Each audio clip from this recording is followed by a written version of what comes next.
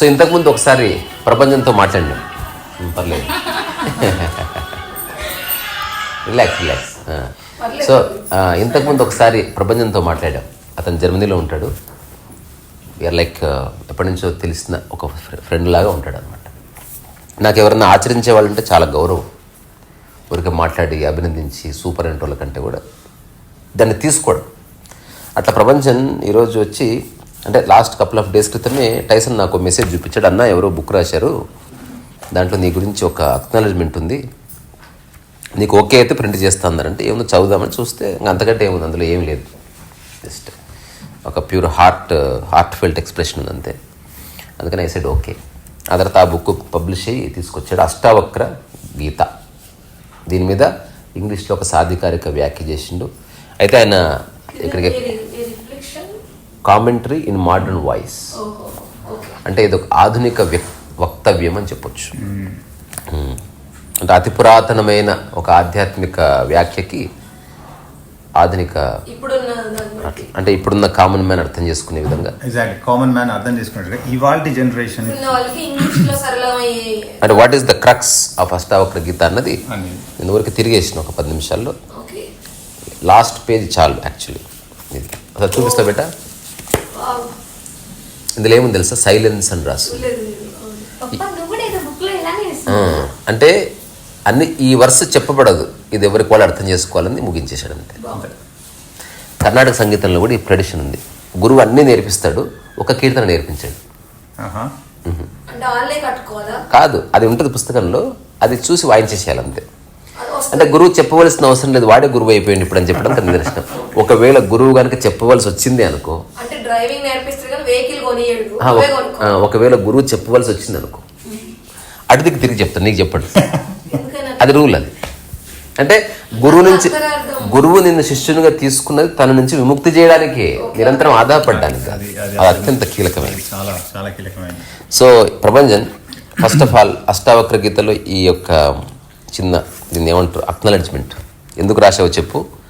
ఆ తర్వాత ఇంతకుముందు మనం మాట్లాడుకున్న మాటలు కొన్ని చెప్పి, నీకు పని ఉంది కాబట్టి నువ్వు దుబాయ్.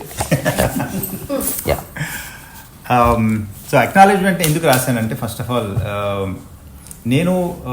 నేను ఈ ఫిలాసాఫికల్ జర్నీలో కొన్ని సంవత్సరాల క్రితం స్టార్ట్ అయ్యా.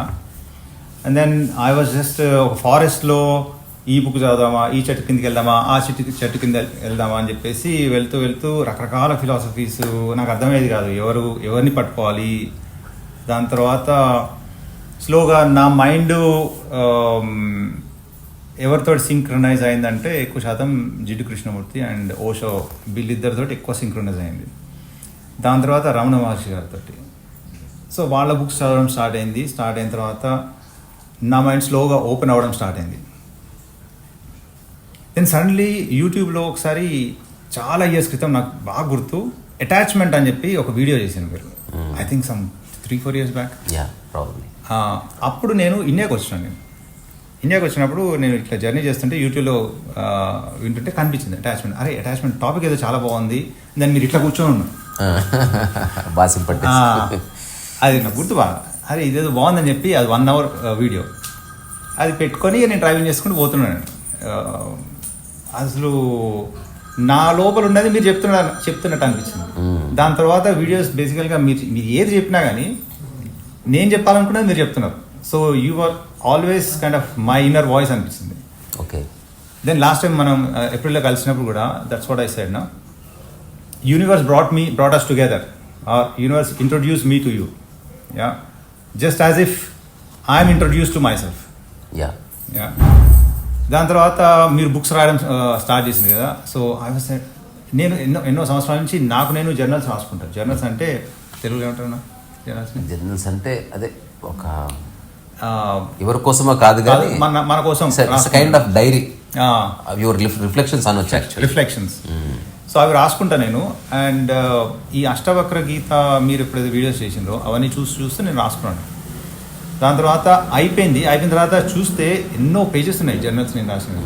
ఇవన్నిటిని మళ్ళీ కండెన్స్ చేద్దామని చెప్పేసి చేసిన తర్వాత దాని ఫైనల్ ప్రోడక్ట్ ఇది. So inspired definitely by you. So ఎక్నాలెడ్జ్మెంట్స్లో మీది ఫస్ట్ ఉండాలి డెఫినెట్లీ. అసలు ఏం రాసావు అనేది నువ్వే చదువు. My heartfelt gratitude to Kantrisa, whose quiet, existential, in brackets, not doctrinal, approach to Ashtavakra Gita revealed its depth and immediacy to me. అంటే తెలుగులో చెప్పాలంటే అతని యొక్క అతనికి చాలా గ్రాటిట్యూడ్, ధన్యవాదాలు చెప్తున్నాను.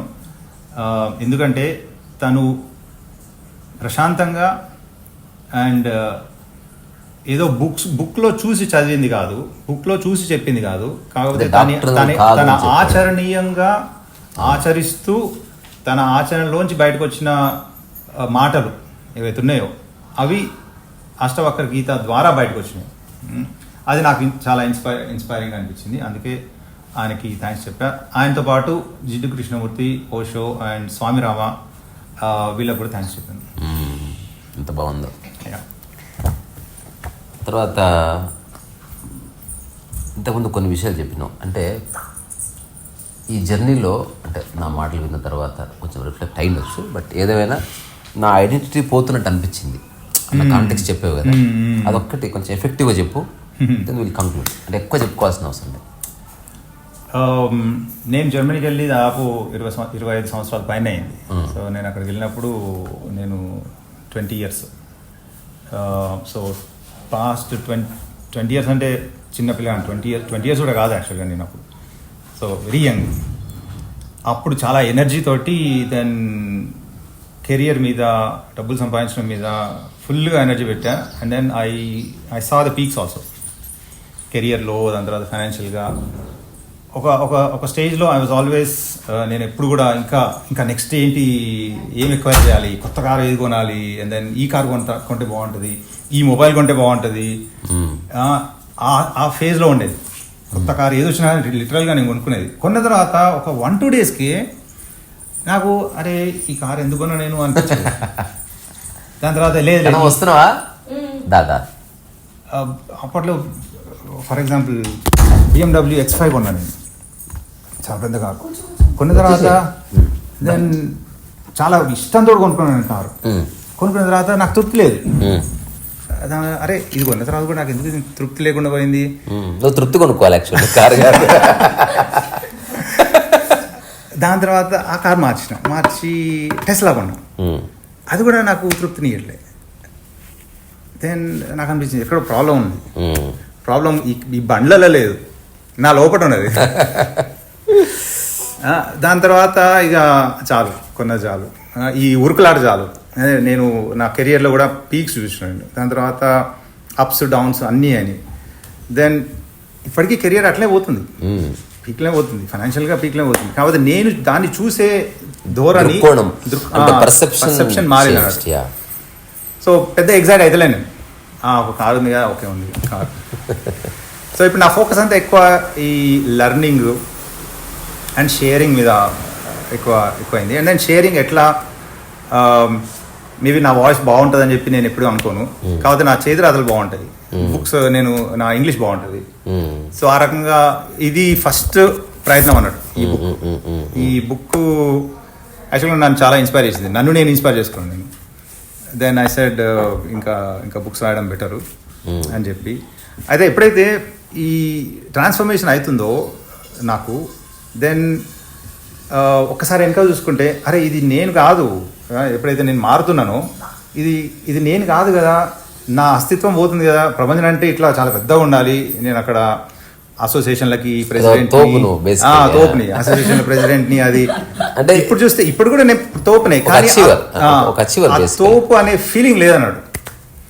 అట్లా లేకుండా ఉంటే మరి అసలు ప్రపంచం చచ్చిపోతాడా, భయమైంది. ద వెరీ ఎగ్జిస్టెన్స్ ఫాల్స్ అయి పోతే ఎంత అంటే సందర్భం వస్తే అంతమంది ప్రపంచాన్ని ఎక్కడెక్కడ వాడాలో అక్కడ వాడతా, కానీ బరువు లేకుండా, క్యారీ చేయకుండా, పంతానికి పోకుండా నటిస్తారు. ఆధార్ కార్డు చూపించినట్టు చూపించాలంటే నటిస్తారు. నేను అప్పుడప్పుడు కోపం ప్రదర్శిస్తా. యాక్చువల్లీ 2 days బ్యాకే మా చిన్న పాప మీద కోపం ప్రదర్శిస్తాను. దెన్ మా డాడీ వచ్చాడు, మా మమ్మీ వచ్చింది, అరే ఎందుకు ఆ పిల్లల మీద, నేను ట్యాబ్లెట్ వేసుకోవట్లేదు, నాకు జ్వరం వచ్చింది పాపం, వేపియాలి ట్యాబ్లెట్ వేపియాలి, ఎట్లా అట్లా వేపియాలి, దాన్ని కోపడాన్ని వేపియాలి, బుజ్జగించాలని వేపియాలి. బుజ్జగిస్తే ఇంటలేదు, అది కోపడ్డా నేను వేసుకున్నది.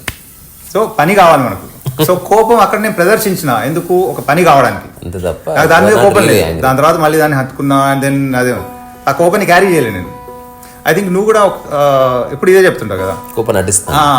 సో కోపాన్ని నటించడం అనేది వేరు, కోపాన్ని ఈ సీక్రెట్ రివీల్ అయిన తర్వాత నేను నిజంగా కోపడితే ఎవరు సీరియస్ తీసుకోండి.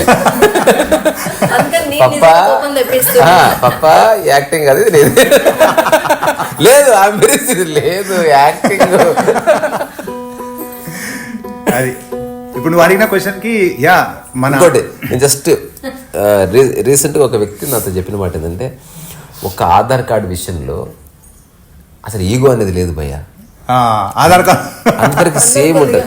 అట్లా కాకుండా ఒకరి బంగారు ఆధార్ కార్డు, వెండి ఆధార్ కార్డు అట్లా అంటే ఇచ్చింటే ఓ మళ్ళీ స్టార్ట్ అయ్యేది, this is my Aadhaar card gold plated and చెప్పు కదా. అక్కడ ఒక్క చోట గవర్నమెంట్ న్యూట్రల్ చేసి పడుతుంది. అలా వీలైనంత స్టైల్ గా రెడీ అయ్యి చూపించుకో. అంతవరకు ఓకే, మిగతా అంతా బట్ ఎంత స్టైల్ గా రెడీ అయినా ఆధార్ కార్డు అట్లే ఉంటది. ఆధార్ కార్డు లో నువ్వు మంచి పోయించినప్పుడు కాకుండా నువ్వు గలీసినప్పుడే తీసేది ఫోటో అది. కంటిన్యూ. అదే అడిగిన క్వశ్చన్ కి భయం అవుతుంది, కానీ దాన్ని మనం అట్లే చూసినాం అనుకో, నన్ను నేను చూసుకున్నాను. నేను అచ్చా అది పాత ప్రపంచం, ఈ ప్రపంచం ఇట్లా మారుతున్నాడు, దాని ఇవాళ ఉన్న ప్రపంచం ఇట్లే ఉంటాడని కూడా కాదు, ఈ ప్రపంచం కూడా మారుతాడు. మేబీ ఇంకా వేరే రకంగా పోవచ్చు. మేబీ ఇది వదిలేసేసి ఇదంతా చూసిన తర్వాత ఓకే ఎప్పుడు ఏ వేషం వేయాలో అప్పుడు వేషం వేస్తే చాలు అని చెప్పి రియలైజేషన్ వచ్చింది అనుకో, దెన్ ఇక లైఫ్ అంతా వేషం అవుతుంది. అది తప్పేం కాదు యాక్చువల్గా. మనం ఇప్పుడు నేను నా కంపెనీకి వెళ్ళి నేను ఒక బాస్ని, మిగతా అందరితోటి బాస్లోనే మాట్లాడతాను. ఇంటికి వచ్చిన తర్వాత నా కూతురుతోటి వేరే రకంగా మాట్లాడతాను. సో ఇది నేను వేషాలు వేస్తున్నానని చెప్పి ఎప్పుడైతే రియలైజేషన్ వచ్చిందో అది అసలైన రియలైజేషన్. ఇప్పుడు మనసుని హృదయంలో కలిపే రమణ మహర్షి తాత చెప్పింది, కానీ మనసు అనగడం అంటే ఇదేనా? అంతే కదా. ఓకే, అంటే దానికి అనగడం అంటే తెలుసుకోవడం, దిస్ ఈస్ మీ విట్నెస్. అంతకుముందు ఉదాహరణకి బాస్ని అని ఒకటి ఉండేది, ఇప్పుడు లేదు, కానీ బాస్ గా మీరు వ్యవహరించగలరు. ఎప్పుడైతే మీటింగ్ లో కూర్చుంటానో అప్పుడు నేను బాస్ లోనే మాట్లాడతా, ఎందుకంటే పని కావాలి. ఇప్పుడు నేను సినిమా తీస్తున్నాను ఆబ్వియస్ డైరెక్టర్ గా మాట్లాడాలి అంతే. అట్లా కాకుండా కమ్మ బుజ్జి అంటే ఇప్పుడు యాక్ట్ చేయాలి. నీకు నచ్చినట్టు చేయంటే నచ్చినట్టు అందరు గంగలు కలిపోతారు దాన్ని. అక్కడ మనకు నచ్చినట్టు చేయించుకోవాలి. అది తెలియాలి, ఎక్కడ ప్రపంచం ఎక్కడ ప్రకృతి, ఏది నీ అస్తిత్వము, ఏది నీ అవసరము, ఏది నీ ఉద్యోగం. అది చివరగా అష్టావక్ర సంహిత గురించి నువ్వు రాసినావు కాబట్టి ఒక 10-15 statements, the existential core of Ashtavakra Gita, so that చదివే వాళ్ళు లేదా వినేవాళ్ళు ఎవరన్నా ఓహో దీని సారం ఇది అని తెలుసుకునేటట్టుగా. Because you have written it, you have gone through it, నీ ఎక్స్పీరియన్స్ కూడా కనుక. 10-15 కాకపోయినా కానీ క్రక్స్ తోటి 3 నుంచి 5 వరకు చెప్తా. అలాగే the main problem is self identification. The main real problem everybody is facing, అందరూ ప్రాబ్లం ఫేస్ చేసేది సెల్ఫ్ ఐడెంటిఫికేషన్. ఇది నేను అని ఎప్పుడైతే నువ్వు వచ్చినావో దెన్ ఆ నేను అనే ఇమేజ్ని కాపాడుకోవడానికి ఎన్ని తప్పులనే చేస్తాం మనం. So image, I think image నాకు ఫస్ట్ ఇంట్రొడ్యూస్ చేసింది కృష్ణమూర్తి. ఎగ్జాక్ట్లీ. సో ఆ ఇమేజ్ని క్రియేట్ చేసుకోవడం అనేది ఫస్ట్ మనం చేసేది తప్పు. అండ్ నిన్ను నువ్వు తెలుసుకో అంటే ఏంటి, ఆ ఇమేజ్ నేను కాదు, నేను ఆ ఇమేజ్ ఆ ఇమేజ్ని క్రియేట్ చేసింది నేను అని ఈ డిఫరెన్సియేషన్ని తెలుసుకోవడం అనేది ఫస్ట్. సో అష్టావక్ర గీతలో ఫస్ట్ చెప్పేది సెల్ఫ్ ఐడెంటిఫికేషన్ వద్దు అంటే ఫేక్ సెల్ఫ్ ఐడెంటిఫికేషన్ వద్దు. సో ఎప్పుడైతే సెల్ఫ్ ఐడెంటిఫికేషన్ క్రియేట్ చేసుకుంటామో దాని నుంచి ఇక మిగతా అన్ని స్టార్ట్ అవుతాయి. ఇన్సెక్యూరిటీ స్టార్ట్ అవుతుంది, ఇన్సెక్యూరిటీ నుంచి భయం స్టార్ట్ అవుతుంది, లాక్కోవడం వేరే వాళ్ళని. దాని తర్వాత ఇక మిగతా ఇన్సెక్యూరిటీ, ఫియర్, యాంగర్ తోటి ఇంకా వన్స్ యాంగర్ వచ్చిందంటే దాని తర్వాత you don't know what you are doing.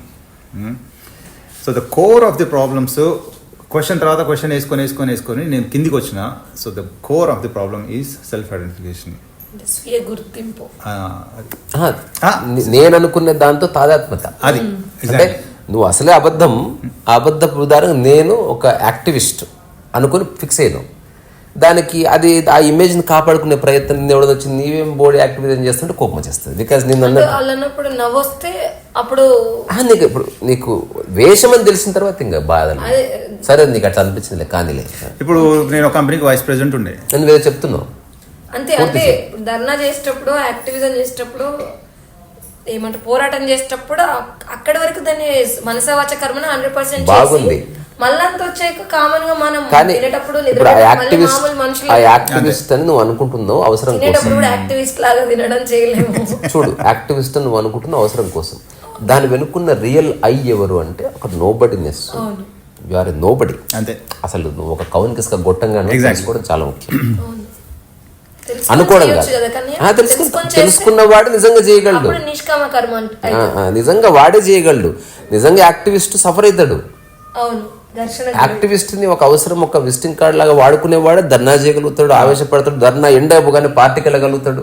Because otherwise ఇప్పుడు ఇన్ని డిబేట్స్ లో యూ స్టూపిడ్ అని అంటే ఎవడు ఫీల్ కాడు, మళ్ళీ వెళ్ళి ఏం బాగున్నావు ఏదో అనుకుంటాం అంతే. ఇదొకటి నేను ఒక వైస్ ప్రెసిడెంట్ పొజిషన్లో ఉండే, బట్ అదే వైస్ ప్రెసిడెంట్ని అని చెప్పేసి నేను ఇంట్లో దోస్తులతో అట్లా మాట్లాడాను అనుకో, ఎవరు నాతో దోస్తీ చేయరు. దోస్తులతో ఎట్లున్నా అట్లే ఉంటుంది. So self identification. దాని తర్వాత పని చేయాలి. ఇది నేను చేస్తున్నా అని చెప్పి అనుకోవద్దు ఇప్పుడు కూడా. నిష్కామకర్మ. ఇది నేను చేస్తున్నాను అనుకోవడమే సమస్య. ఎగ్జాక్ట్లీ, ఇది నేను చేస్తున్నాను. మళ్ళీ అది ఎగ్జాక్ట్లీ మళ్ళీ సెల్ఫ్ ఐడెంటిఫికేషన్ కిందగా వస్తుంది. ఇది నేను చేస్తున్నా కాబట్టి నాకు రికగ్నిషన్ రావాలి. నాకు రికగ్నిషన్ రాకపోతే దెన్ నేను బాధపడితే నాకు ఇన్సెక్యూరిటీ, ఫియర్, ఈగో, మళ్ళీ అది ఇది విషయస్ సర్కిల్. సో అకర్త భావంతో చేయడం.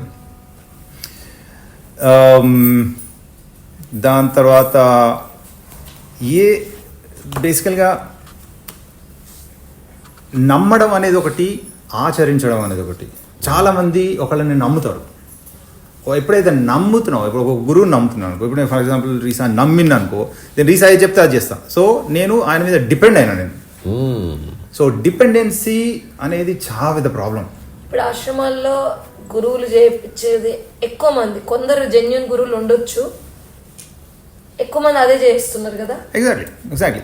ఎవరి మీద ఇప్పుడు ఫర్ ఎగ్జాంపుల్ నేను ఒక దేవుడి మీద లేకపోతే ఒక ఒక సాంప్రదాయం మీద డిపెండ్ అయినా అనుకో, వాళ్ళు ఏది చెప్తే అది నమ్మాల్సి వస్తుంది. కొంచెం దూరం వెళ్ళిన తర్వాత నేను అరే ఇది కరెక్టేనా అని చెప్పి నేను ప్రశ్నించింది అనుకో, దెన్ ఇమీడియట్ గా వాళ్ళు నన్ను చూడడము లేకపోతే నన్ను నమ్మించడానికి ప్రయత్నిస్తారు. దెన్ ఇక మళ్ళీ అదే ఊపిలోకి వెళ్ళిపోతాను నేను. ఏం మాట్లాడుతుంటే నిజంగా ఇప్పుడు అష్టావక్రుడైనండి, రమణ మహర్షి ఎవరైనా అది లోతుగా అర్థం చేసుకొని వాళ్ళకి తెలిసినట్టు చెప్పడం, లేదంటే తెలియదని చెప్పడమే చేశారు నిజంగా పూర్వీకులు ఉన్న వాళ్ళు. ఇప్పుడు అంత ఫేక్ వల్ల ఇంత ఇబ్బందులు వచ్చినాయి. ఒకటి, if you really understand life, you never create a cult. అది అగైనెస్ట్ స్పిరిచువల్ రియలైజేషన్. మీరు చెప్పాల్సింది సో బేసికల్గా డిపెండెన్సీ. ఓకే, ఈ దేని మీద మనం డిపెండ్ కాకూడదు, ఇండిపెండెంట్గా ఉండడం బెటర్. ఒక సాంప్రదాయం మీద డిపెండెన్సీయో, ఒక గురువు మీద డిపెండెన్సీయో ఉండకూడదు. దాని గురించి తెలుసుకో. దాని తర్వాత you find your pathless path. అదే ఇంతకుముందు చెప్పింది. So there is a pathless path. ఆ పాత్ని నువ్వే క్రియేట్ చేసుకొని అందులో నడువు. కాకపోతే ఆ పాత్ ఎటో తప్పుదారి పట్టియద్దు. You also have to have some righteousness అంటే సరిగా అంటే మన అన్ని కరెక్ట్గా చేసుకుంటూ పోతుండాలి. అంటే మంచి ఎరుకలో చేయాలి. అది ఈ 3 వెరీ ఇంపార్టెంట్ థింగ్స్. చాలా బాగుంది. ఇందులో ఇంతకుముందు ఊరికే నువ్వు ఇచ్చిన తర్వాత చూస్తే they are few small statements. అంటే రోజు మొత్తంలో ఎన్నిసార్లు నేను అని వాడతావు, అండ్ హూ ఇస్ దట్ అనే ఆ కాంటెక్స్ట్ ఒకటి. So if I don't own my thoughts, emotions or roles, who am I? నేను ఎవరు? సో నేను నా థాట్స్నా, నా ఆలోచనలునా నేను, లేకపోతే నా ఎమోషన్స్ అంటే నా ఫీలింగ్సా, లేకపోతే నేను కంప్లీట్లీ డిఫరెంటా?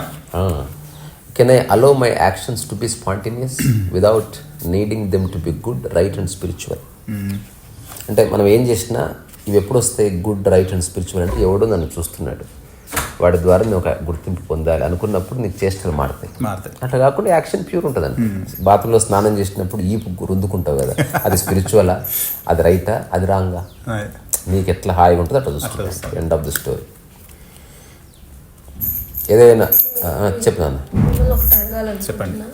ఇప్పుడు అంటే జిటి కృష్ణమూర్తి, ఓషో లేదా రమణ మహర్షి, రీసాయి ఇవి మొత్తమే తెలియనక ముందు మీరు కూడా ఏదైనా గురువును, ధ్యానమను, ఏదైనా ఒక గ్రూప్లో ఆధ్యాత్మికత కోసం వెతకడం అలా ఏమైనా జరిగిందా?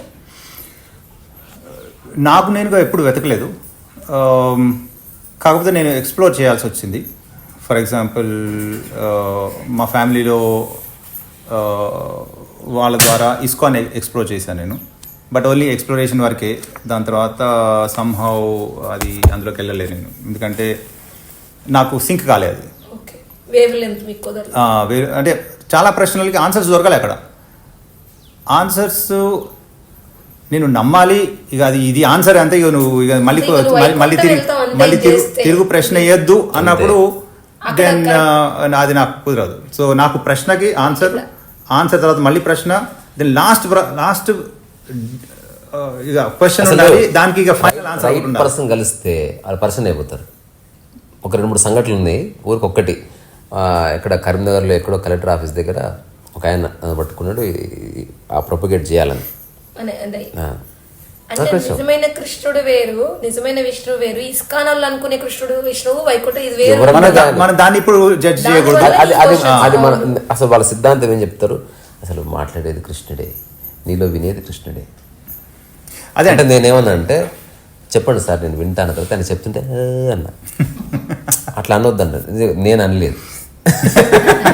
నువ్వు చెప్పిందని చెప్పండి. నువ్వు చెప్పేది కృష్ణుడే, వినేది కృష్ణుడే అన్నప్పుడు నువ్వేవాడు మధ్యన చెప్పడానికి కదా. అంటే నువ్వు అంటే నీకు నచ్చినట్టు నేను ఎందుకుంటా, నాలో కృష్ణుడు అట్లా అనిపిస్తున్నాడు, దీన్ని అంగీకరించు భయ్, అంగీకరించి నువ్వు చెప్పు. నీకు నచ్చినట్టు ఉండాలనుకోవడంలోనే నువ్వు ఆల్రెడీ కండిషన్ అయిపోయినావు. నీకు నచ్చినట్టు ఏది ఉండదు. గుడ్ వర్డ్ అది యాక్చువల్గా, condition, extremely condition, brutally brain washed, తెలుసా, పిచ్చోళ్ళు అంతా. కానీ all the best to them, అంతే, అంతకంటే ఎక్కువ చెప్పు. ఈ కండిషన్ అనే వర్డ్ మళ్ళీ అగైన్ జేకే దగ్గర నుంచి ఇంట్రొడ్యూస్ అయింది నాకు. And then GT Krishnamurti. That is the problem బేసికల్గా, ఎవ్రీబడీ ఈస్ కండిషన్ చిన్నప్పటి నుంచి. నువ్వు అడిగింది అంతేనా? ఆన్సర్ ఇచ్చాడు. ఓన్లీ ఇస్కాన్ టచ్ చేశారు కానీ జస్ట్ చూసి పక్కన వచ్చారు. లోపలికి వెళ్తే మీరు ఈ బుక్ రాసేవాళ్ళు. కంక్లూడ్ చేద్దాం, వచ్చిన పాట పాడుకుందాం. ఈ బుక్ ఎవరికైనా కావాలంటే అది లేవు అంటే నాకు ఎన్ని పుస్తకాలు ఇస్తున్నాయి, ఇది నా బుక్. ఏది ఇప్పుడు భారతదేశంలో లేవు, భారతదేశం కాకుండా మిగిలిన దేశాల్లో ఉంది, వాళ్ళ కోసం నేను చెప్పండి. అది చెప్తాడులే. నేను చెప్పేది నాకు ఇచ్చిన కాపీ కాకుండా I have 2 copies. 5 copies 5 copy ఉన్నాయి ఇప్పుడు. ఇంకో 5 copies ఉన్నాయి. ఎవరికైనా కావాలిస్తే చెప్పండి. ఎంత కాస్ట్ పెట్టాలి? తెలియదు, మీరు చెప్పండి. 500 రూపీస్ ఈచ్ కాపీ. ఫ్రీగా అయితే ఇవ్వను, ఫ్రీ తీసుకో, because it is not worthless. ఫ్రీగా అడిగితే నా కాళ్ళని రగొట్టుకుంటా. నేను ఈ మధ్య కొత్త తరహా ప్రొటెస్ట్ అనమాట. నువ్వు ఇట్లా చేస్తావు అనుకో, నన్ను నేను బయటకు గెంటేసుకుంటా. గాంధీలాగానే నిన్ను గెంటేస్తాను, నేనే వెళ్ళిపోతా. I throw my self out. So 5 పుస్తకాలు ఉన్నాయి. తర్వాత ఈ పుస్తకం అమెజాన్లో ఆర్డర్ ఇచ్చుకోవాలంటే ఒకవేళ అవకాశం ఉండకపోతే ఒక మాటకి చెప్పు. ఇది అమెజాన్ లో అవైలబుల్ ఉంది. ఒక్క ఇండియాలో తప్ప ప్రపంచంలో ప్రతి కంట్రీలో అవైలబుల్ ఉంది. జింబాబ్వే కాదు, ఘనాలో కూడా అవైలబుల్ ఉంది. ఎందుకంటే ఎక్సెప్ట్ ఇన్ ఇండియా. ఇది ప్రింట్ ఆన్ డిమాండ్ కాన్సెప్ట్ తోటి అమెజాన్ వాళ్ళు తీసుకున్నారు నా దగ్గర. అంటే ఎవరైనా ఆర్డర్ చేస్తే వాళ్ళు ప్రింట్ చేసి పంపిస్తారు. కానీ అన్ఫార్చునేట్లీ ఇండియాలో ఈ ప్రింట్ ఆన్ డిమాండ్ కాన్సెప్ట్ లేదు. అందుకే ఇండియాలో మాత్రం ఇది అవైలబుల్. ఒకవేళ యుఎస్ నుంచో అబ్రాడ్ నుంచో ఎవరైనా ఇది చూస్తుంటే వాళ్ళు వాళ్ళ కంట్రీస్లో చూసుకోవచ్చు, ఆర్డర్ చేసుకోవచ్చు. చాలా మంది ఆస్ట్రేలియా, తర్వాత యుఎస్, బ్రిటన్లో ఉన్నారు, సింగపూర్లో. కావాల్సిన వాళ్ళు తెప్పించుకోండి. అష్టవక్ర గీత ప్రభంజన్ గాథెల అని చెప్పేసి సెర్చ్ చేయండి, మీకు అమెజాన్లో దొరుకుతుంది. ఇక్కడ ప్రభంజన్ గాథెల యోగి ఫిలాసఫర్ అని ఉంది కదా, సో మిమ్మల్ని మీరు యోగి అని మీకు తెలుసా? అనుకుంటున్నాను అని చెప్పి నేను ఒక పేరు పెట్టుకోవాలి కాబట్టి అట్లా రాసుకున్నాను. యోగి అంటే ఏంటి అంటే మీకు తెలిసింది అందులో రాశాడుగా. ఇందులో రాశారు. అయ్యో బ్యూటిఫుల్ చాలా బ్యూటిఫుల్ రాశాడు అసలు. ఓకే. తప్పకుండా హీ హూ ఈజ్ అని రాశాడు. ఓకే, మీరు అడిగిన ప్రశ్నకి యోగి అంటే ego he simply is. He is a yogi who is free from all dualities. అంటే అన్ని ద్వంద్వాల నుంచి బయటపడ్డవాడు. సో ద్వంద్వీర్ ముక్తస్య యోగిన. A true yogi lives like he is alone in a forest. No I, no you, no mind, no yours. అది భగవద్గీత. తర్వాత a yogi is free from అంటే దేని నుంచి ఫ్రీ అయిపోయాడు? Concentration and distraction. అతనికి ఏకాగ్రత లేదు, అలాగని విచ్ఛిన్నము లేదు. నాలెడ్జ్ అండ్ ఇగ్నోరెన్స్, అట్లా జ్ఞానము లేదు, అజ్ఞానము లేదు. ప్లెజర్ అండ్ పెయిన్, సుఖము లేదు, దుఃఖము లేదు. లిబరేషన్ అండ్ బాండేజ్, అతనికి విముక్తి లేదు, అట్లాగే అతనికి బంధనము లేదు. ఇది అష్టావక్ర గీత యొక్క అల్టిమేట్ అండర్స్టాండింగ్. ఇది కరెక్ట్, సూపర్ మామూలు విషయం కాదు. బుక్ ఇది అడిగి నన్ను కరెక్ట్గా ఎత్తికి చెప్పావు. నాకు నేను ఒక్క 20 నిమిషాలు చదివేస్తా బుక్ అంతా. ఇప్పుడు ఎక్కడెక్కడ ఏముందో మొత్తం. బట్ నిజానికి ఏ పేజ్ లో అయినా కానీ there is a huge enormous wisdom కనబడింది అనమాట. సో నేను మిమ్మల్ని అడిగా ఇతను ఇక్కడ రాశాడని చెప్పేసరికి నేను స్టన్. అంటే నాకు ఏమంటారు, ఒక పుస్తకాలు ఎక్కువ చదవడం వల్ల నాకు మైండ్లో ఒక ఫోటోగ్రాఫిక్ మెమరీ ఉంటుంది. ఎట్లా అంటే ఏదైనా ఒక పేజ్ తీశాను అనుకో, అందరూ పేజీ లైన్ చదువుతారు కదా, నేను మొత్తాన్ని చూసి నా గ్రాస్ తీసేస్తా. అది ఎట్లా చెప్పాలో తెలియదు నాకు, అంతకంటే ఎక్కువ చెప్పలేదు. తెలుగు అయితే ఇంకా ఈజీగా, తెలుగులో అయితే ఒక 400-500 పేజీలు చదువుతుంది ఊరికి ఇట్లా.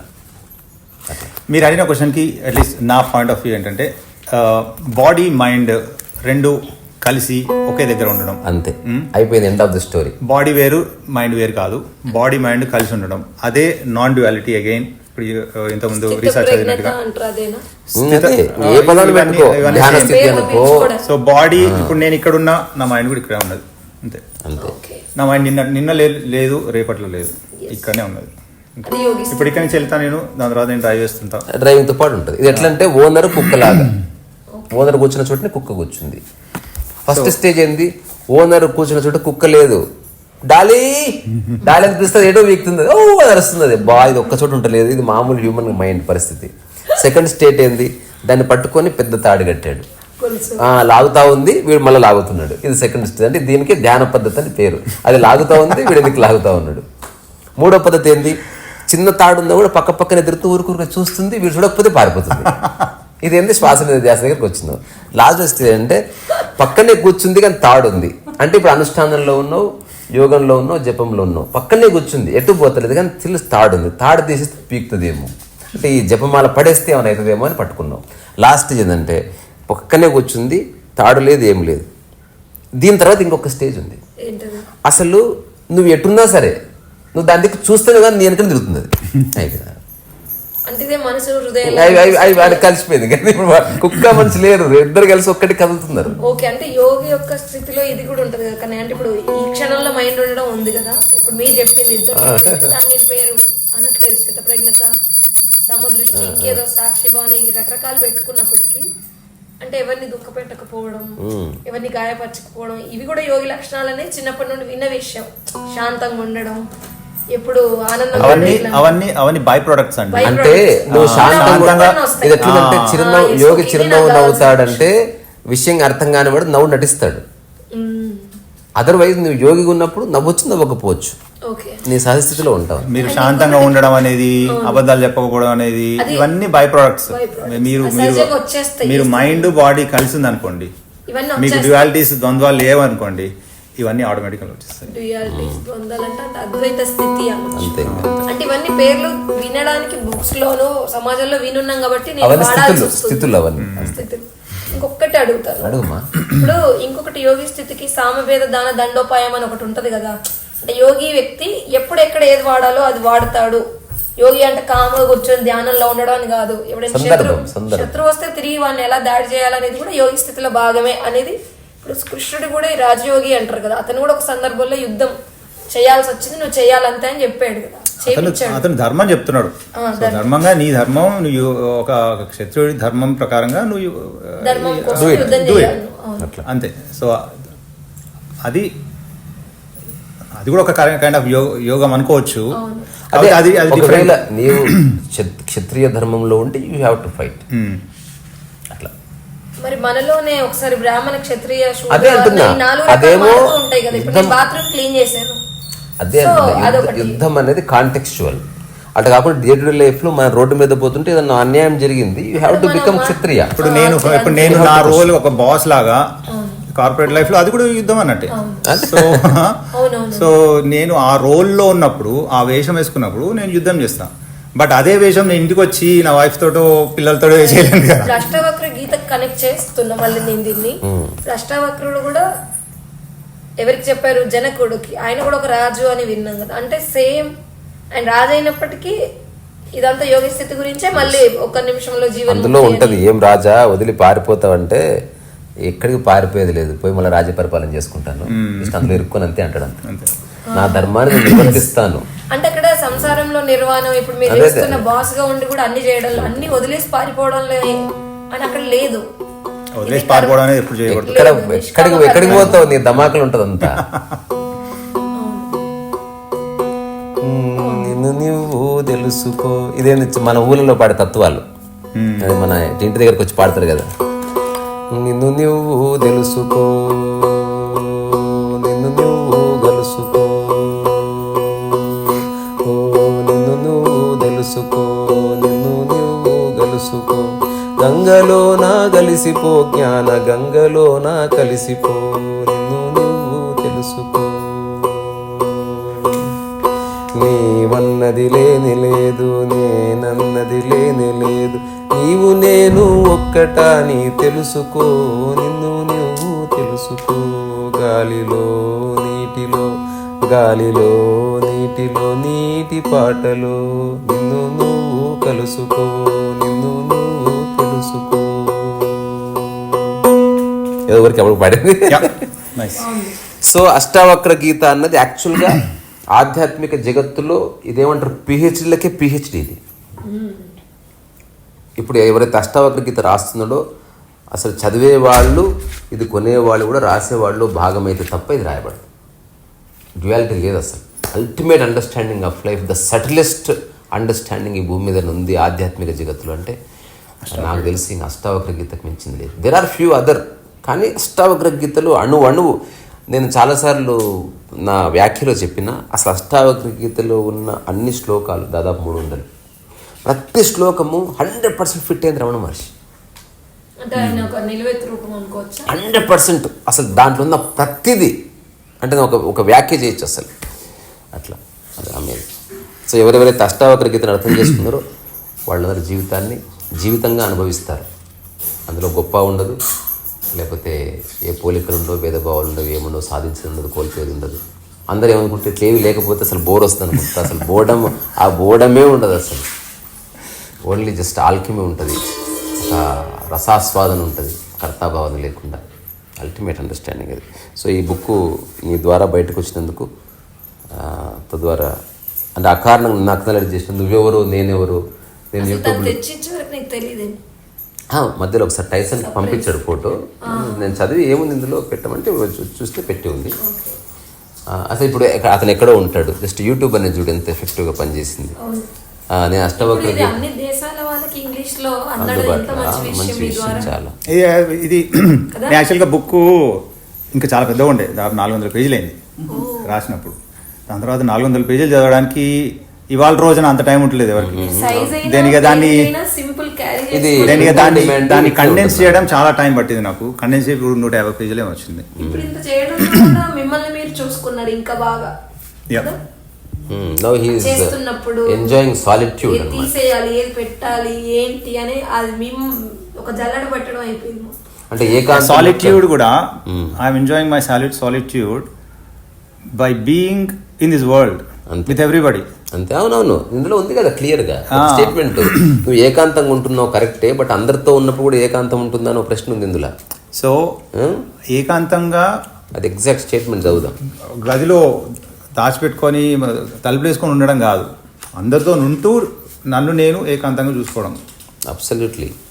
అది కూడా చదువుదాం ఒక నిమిషం, చదివితే అయిపోతుంది.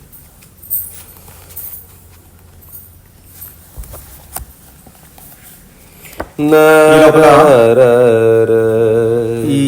మొత్తం దాదాపు 20 చాప్టర్లు ఉన్నాయి. ప్రతి చాప్టర్కి వెనకాల క్వశ్చన్లు ఉన్నాయి.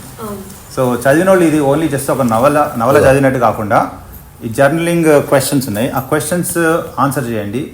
ఆ ఆన్సర్స్ ఎవరికి చూపించకుండా మీకు మీరే రిఫ్లెక్టివ్గా చెప్పుకోండి. అప్పుడు ఎగ్జామ్ కాదు, ఎగ్జామే, కానీ ఎగ్జామ్ ఇన్విజిలేటరో లేకపోతే టీచరో కరెక్ట్ చేసేటో లేరు. మీరే ఇన్విజిలేటర్లు, మీకు మీరే. ఇందులో ఉంది చూడండి, how can I bring solitude into my daily life. అంటే ఏకాంతాన్ని నా జీవితంలోకి ఎట్లా దింపుకోవాలి, even while being surrounded by people. వేరే వ్యక్తులతో ఉన్నప్పటికీ భలే పట్టిన అసలు కరెక్ట్గా. ఆ పుస్తకం అంతా చదివేసిన, అంటే దీంట్లో ఏముంది అనుభవం తెలుసు, సరే అనుభవంగా తెలుసు కాబట్టి నువ్వు చెప్పగానే నాకు రిఫ్లెక్ట్ అవుతుంది. ఇది ఇప్పుడు గుర్తుపెట్టుకున్నది కాదు. ఎవరో రాశారు రేసోపనిషత్తు. బుక్స్ చదవడం వేరు కానీ రాయడం స్టార్ట్ అయ్యింది, అది బాగుంది. వేరే ఇంకొకరి సో ఇక్కడి నుంచే మీ అందరిలో ఉన్న ఓపికకి ప్రపంచం తరఫున కన్నమ్మ, నా మిత్రుల తరఫున శిరస్సు నమస్కారం చేస్తే, వెనక నాయనం ఉంది ఆమె తరఫున కూడా. సరస్సు వయసు